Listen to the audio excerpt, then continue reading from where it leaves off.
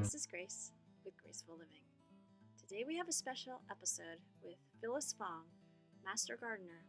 She is going to teach us about composting. All right, my name is Phyllis. I am a Master Gardener and I also volunteer here at Rick's Farm. This is Rick's Farm. And I've been composting. My interest is composting. I've been composting for about 10 years now. So we're going to show you today various ways to compost. We're going to show you why to compost, how to compost, including sifting the final product. I'm Curtis. I've been a Master Gardener for about 5 years, and I've been doing composting with Phyllis, and I'm volunteering here at Rick's Farm. Okay. So there are different ways of composting, and this is one example. This is above ground. There are 5 bays actually, and I'll explain further why you have this many bays. But the compost is actually an art to help the organic material break down so it's a usable form for plants. So we're going to use this is all used for plants for making potting mix, as well as providing mulch, as well as providing nutrients for the soil. So there's 4 main ingredients in compost. And the first one is size. You want a volume of at least 3 cubic yards. This is essentially a 4 by 3. It doesn't get quite that big, but we get up to the 3 cubic yards or 3 cubic foot size. And the second thing is you need proper ventilation, air, because you don't want to compost anaerobically. You can, but it smells and it takes a longer time. And the third thing is you want water. It has to be so wet that when you pick up the compost, you squeeze it and there may be a drop or 2 of water that comes out. Then the fourth thing is the right ratio of carbon to nitrogen, or brown to green. So that's what we're going to go over today. So the first thing is we've already started this compost. We started it last week. And I'm going to show you now that what you want is, because we're using it for a farm, we're using it for edibles, for food that you're going to eat, plants you're going to eat, we need to get up to, by safety standards, we need to get up to 131 degrees. So you have to get up to 131 degrees Fahrenheit to kill most of the pathogens. Now, as a homeowner, you don't necessarily want to buy a thermometer. This is a garden thermometer, which is actually a pretty good thing to have. It's really, really fun and educational. But this will give you an idea. Otherwise, you can put your hand over your compost and kind of feel. In either case, if you don't get up to 131 degrees or to 170, then you really should make sure not to put any diseased plants in there or weeds, because it will not kill the seeds of the weed seeds and also the potential pathogens. So this compost we started on Saturday, and it's already 140 degrees. So. And how does it get that hot? Just the microorganisms. Okay. It's the energy the heat that they actually generate from the breakdown process. So there's some sun, of course, but really it's the microorganisms. So you actually have the small composters, the microscopic composters, and you have the big ones like your roly-polies. You have your, what are roly-polies? They're not millipedes, or it's an insect. Yeah. It's and they go in a circle, right? They kind of squish in a circle. Is that the one? Well, we call them roly-polies because if you do touch it, will kind of it goes in a circle. Yeah, I've seen those. Yeah. But they're sow bugs. They're other things are, I hate to say centipedes, but that is a composter. Oh gosh. Most people don't like centipedes, but anyway, those things are the large macroscopic type composters. So, but when it gets this hot, you won't get many of them in it. And this is already 141 degrees. So if you really want to make sure if you are going to throw in, and I'll let you feel it. Okay, hold on a second. All right. Oh yeah. So if you want to kill your pathogens, your weeds, then it needs to be for 3 consecutive days, 131 degrees Fahrenheit and higher. And Now, this is going to be day 1. And usually it takes, if you do it correctly, then your temperature should reach 131 degrees or higher within 1 to 2 days that you start. You have to have the volume first before you get that temperature. And this is a pretty big volume. This is, what is it, 3 feet by maybe 18 inches or up to 2 so feet. can you tell us what you put in there? Yes. So the ratio that I was talking about of the carbon to nitrogen, the easiest way to remember what carbon and nitrogen is. Carbon is your brown things. For instance, your leaves, your chips, branches. Brown, that's why they call it brown things. Generally, it's brown. The nitrogen is more like your leaves, meaning your green leaves, your whatever cuttings that you have that you didn't eat, your discards of your How about coffee lettuce. grounds? Coffee is considered nitrogen because It's a little bit confusing, yeah. I'm sorry? It's a little bit confusing because it's brown, yeah? It's black actually. It's black, moist. yeah. So what we're gonna do is we're gonna show you how to make it. We've already done the first, I'll call it the first section. And you can see it's actually pretty darn dry. This is a week old. So you combine that's just coffee ground leaves, and are those like old produce that you guys had? Yeah, the discards from the farm, Uh-huh. the cuttings, the lettuce that we didn't sell. And how about the leaves? Where you get those from? The leaves, we get that. So you can either generate it by your trees, or you can go to your neighborhood farm. Neighborhood park. Mm-hmm. Pick it up there. Parking lots. Yes. You can pick them up there, which is terrific. Are your neighbors. Mm-hmm. So it's really good. So all you do is you bag them up, you put them in a bag. If you want to start the composting process, you can water it a little bit. Sure. You don't have to. And then when you're ready to cover your food waste, Mm-hmm. then you're going to use it. So we're gonna start that. But first, I wanted to just water. I want to show you that you can tell this is actually Pretty too dry. dry. Yeah. Yeah. And the reason why we're still getting up to temperature is because the core, there are spots in it that are actually wet enough, moist enough. Mm-hmm. So we're gonna water it a little bit, and Curtis is gonna make some holes.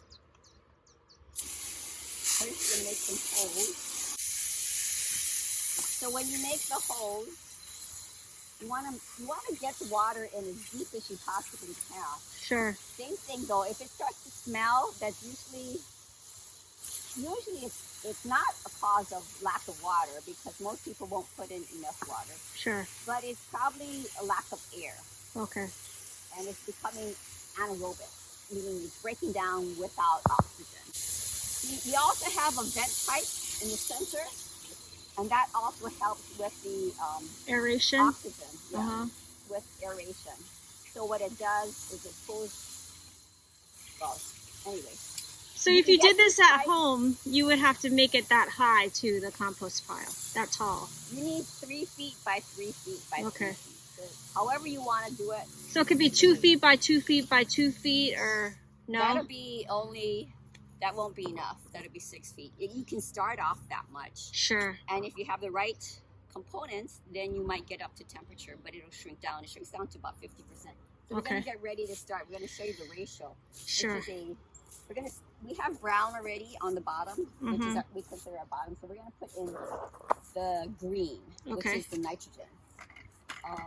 So we have produce discards that we cut up. And by the way, the smaller the pieces that you put in, the quicker it will break down. Same thing with your branches. If your branches are thick, you're really going to have to chop it down quite a bit. Or just expect, like here, this won't ever break down. Yeah. Yeah. But you can use it as mulch. And so I'll show you there are some benefits from it. It will help with the ventilation, but it won't break down.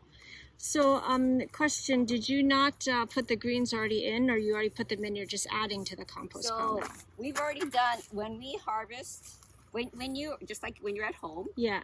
and you're going to be eating, Sure. different right now. So when you're eating, you're gonna just collect a bucket full. Sure. And it's easier, you don't have to do it this way, but it is easier to put it, until you get used to your formula. Mm-hmm. Then you want to put it in a bucket with a cover on it, of Sure. course, until you get to, let's say for this bucket it's 5 gallons. Yes. Right? So we're going to wait until it fills up to 5 gallons. So we're going to get another portion and make sure we've got 5 gallons so that you can easily know what the ratio is. So I opened them all a in lot one more copy, than but that. this. So. So you just use the buckets to make sure your ratios are correct. Correct. So it could be any kind of container. So the carbon to nitrogen ratio can be anywhere from 2 to 1 to 1 to 1. So what we found out that works here, Mm-hmm. and I've been doing it for quite a while now, is the ideal ratio for us is 5 parts of brown, which is leaves and chipped material, Sure. 2 parts of coffee, and Okay. 1 part of green. And you can see that the green can be even your fruit, Sure. wasted fruit. And we don't want any weeds, so we want to take the weeds out of the... It's very exacting, this composting. I feel like the worm factory is a little bit more forgiving, yeah? Yes and no. I guess the worm factory is limited. The newspaper is your carbon source. Yes. And your food is your nitrogen. So you go by smell. Same thing, if you go by smell, Mm-hmm. you can tell. The reason why we're so particular is because we need to get to temperature of 131 degrees. Sure. In the worm bin, you cannot get up to temperature beyond 90 degrees. Yeah. You will kill the worm. So Yeah. that's the reason why we have that difference. So, okay. So like this, you can just chop it up, or you can get the clippers in there. But I already know that this is, I measured it, right? So I can chop it up. The easiest thing is if you're doing this at home, you would chop it up, prior to putting it in the bin, Yeah. So but this is because it's a farm and you guys... Right. So we would have chopped it up ahead of time. Yeah. But we didn't. And we also, for us, and you can make your friends, if you don't have enough green, and I have a hard time with that, because you can talk to your neighbors, your friends, your relatives, Yes. and they can give it to you. Or if you really have a large area and you want to help the environment, you can go to your neighborhood store or grocery store and say, hey, you have garbage, I can help you out, produce. and I can take your produce. That's a good idea. Yeah. So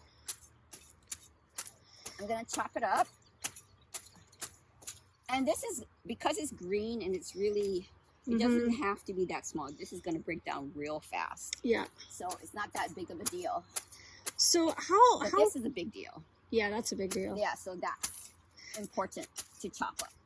How long do you keep on adding to this? I mean, till it gets to the to the to all the amount. way there. Wow. Yeah. Okay. Yeah. Okay, now we're gonna spread it out, because you always want it spread out. Sure. Or if you're tall like Curtis, you can spread it out. You can kind of this just is a big bin. Mm-hmm. So now we've got that one part of food, and with each time I put something down, I water. And that way I know that I get enough water. Good moisture. Water evaporates so fast, especially in Hawaii. Where in Kunia, it dries up real fast. Yeah. Then I'm gonna put my 5 parts of brown. Sure. But, I'm only gonna put half of it down right now. So we're gonna put in, this is bucket number 1. Okay. And we're gonna spread it out. Okay. We're gonna get another bucket. And as he puts it down, if you're by yourself, water it? Yeah, you just stop and you water. I didn't realize it needed to be that high. The compost, 3x3. If you want it to break down fast, then yes. And if you want to kill any potential pathogens, then yes. Thank you. That's probably a good way to do it, Curtis.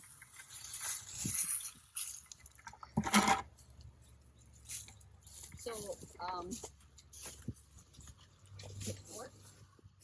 Gonna use. By the way, so the tools of the trade is pitchfork, and a shovel. Sure. So you can see how dry that is. So you're not turning this thing at all, or do you ever turn it? You will. Okay. This method, as you can see, these are bays. Yes. So when it gets up to the right volume, then before we can put any more in, we will turn. If you turn, the more frequently that you turn, the faster it will decompose. So you turn it into another bay? Is that what you're saying? This particular method. So studies have found that if you turn it every single day, and all of your pieces have been cut up to no bigger than 1 inch, sure, and you have the volume of the 3 cubic feet, then it can break down in 14 days. Oh, so that is fantastic if you want to make compost real fast. You just keep on turning it and turning it. But it will break down eventually by itself if it's at the right temperature? Not the temperature, if it's at the right ratio. Yeah, okay. It's the ratio. And if you think about going into the forest, how many years it takes to break something down, to break down. Years and years and years. Yeah. These might take 5 to 7 years to break down. So you can do it that way. Just know that you're not going to get compost, any usable compost quickly. Sure. You can, but it's not going to. It's not going to work. Break down. How about if you bury it in the dirt? So that is another way to compost, and that's called anaerobic composting. You make a ditch, you make a hole, and you bury it. But you really should have not just nitrogen or green stuff, but you should put some brown stuff in there because it'll be really smelly and okay. You know, it'll be anaerobic. Sure. So, and you also run out of space in your garden. Yeah, well, I mean, I've seen some videos where people on YouTube, they bury things like bananas for potassium in their garden and stuff like that. I mean, I don't think they're burying like a ton, but they bury a little bit. Yeah, you have to realize that the roaches, which are your large decomposers, they're going to start breaking it down first. Sure. And then your microorganisms, those guys, they'll come in and they'll How about the roly-polies? Will they break down? Depends on if it's way down that deep, they may not get down that deep. Sure. But if it's on the surface or something? Yeah, it depends on how hot it gets too. Yeah. So as you can imagine, right now we're not going to find any bugs in it. It's 140 degrees. Yeah. So now we're going to get to the coffee. So we put in you want to keep track. So we put in 2 buckets of leaves. Yeah, the carbon. Brown, I mean the brown. And 1 bucket of the food. Okay. So now we're going to put in the coffee. Okay. Nice. And then the other side too, Chris. Yeah, so next time go on the other side. Yeah. And then I'm going to mix it in. Sure.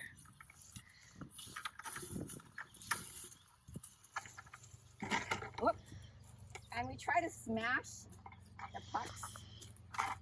Yeah, they have those pucks. Yeah, because they do have those. It'll take forever to break it down. I don't say forever, but we have a pile that's 6 months old and it hasn't broken down. Oh, really? Yeah. So I think he tried to break it down before, but the best way is, I call it you can do it any way you want, but I hate to say it, if you pick it up from Starbucks and they give you a plastic bag, you can stuff on it. Sure.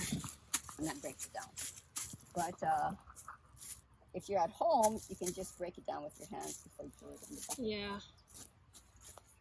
Okay.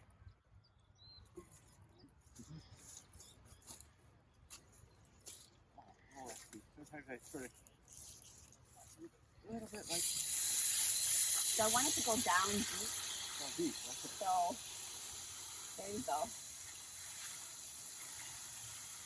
So it's like a good. I always call it, it's like baking. The better you mix it, the more thoroughly, the better results you get.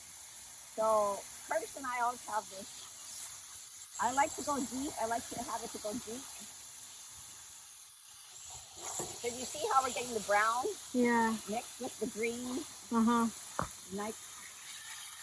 And right there I can see there's an area. So you can dig down over here some more. You can use a Vitamix, but the reality is you've broken it down so much that now you're gonna have problems with ventilation, with air. Oh, okay. So you really do need a particle size bigger than what the Vitamix. Okay, so now we're gonna put in 3 more of these leaves.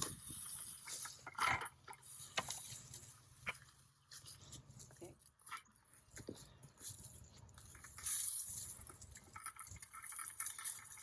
So that's 4. Yeah, that's and, number 4. And then one more, yeah? One more.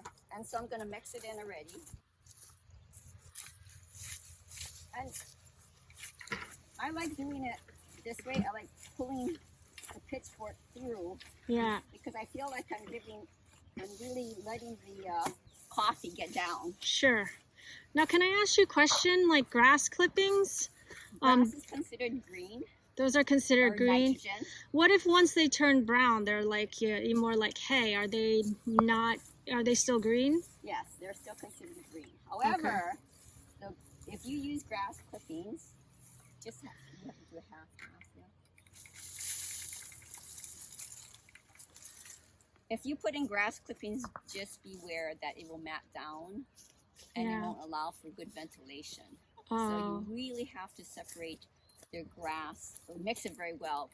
So when we use grass, which we don't over here, but when you do, then we mix it with leaves ahead of time, even before we put it into the compost. Okay. And we even wet it down so that we know we've got the right ratio.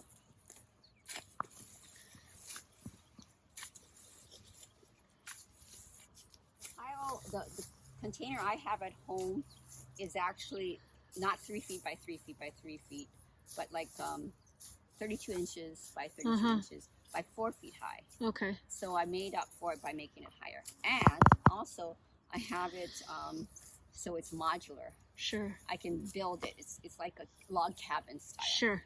And it still allows for ventilation on the side. And unfortunately, they don't sell that kind of composter. You have to have it made. But if you are going to make it out of redwood or cedar right here some more. And why is that? Because the wood won't break down. Curtis, it needs to be mixed some more.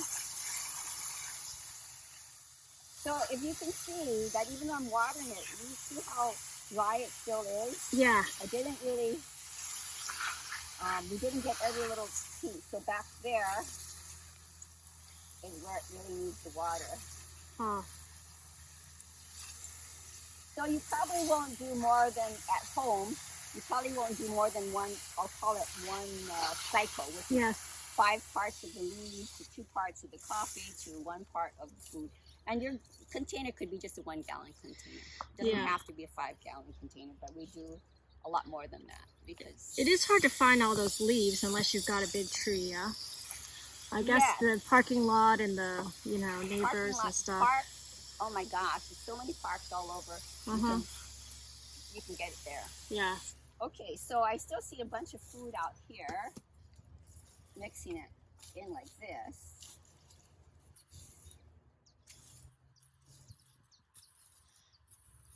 And you can cover it with, you're saying, well, what about rodents? Yeah.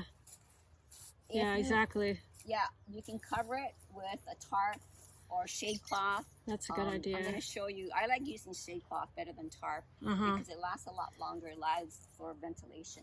And if you really wanted to, I could put 1 more bucket of leaves on top to cover it up. And just know that the next time that's going to count in your next bucket. I'll deduct it. Okay. So it's not, I give you the precise, ratio just so that you know what to start with, and then from there you can kind of play around with it. Yeah. So I mean, what if you do start getting a rodent problem? Like, what do you do? Then you would put, one, your temperature is not high enough. It's not composting enough. And then you would put some mice or rat bait. Usually that's the only thing that is that's possible. Okay. Yeah.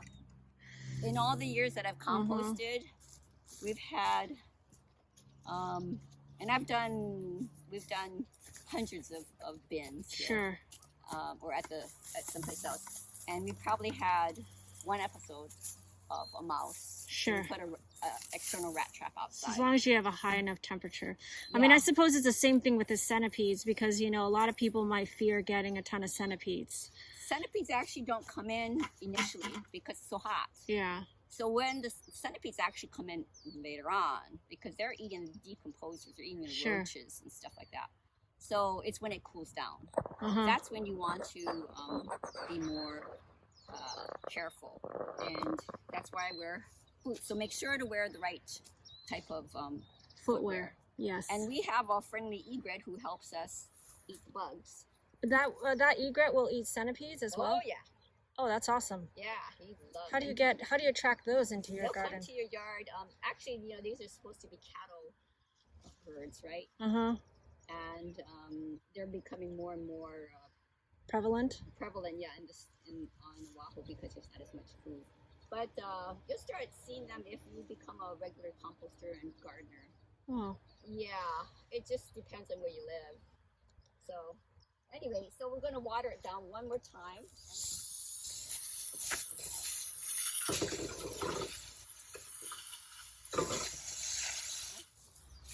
So this is things that we pulled from the farm,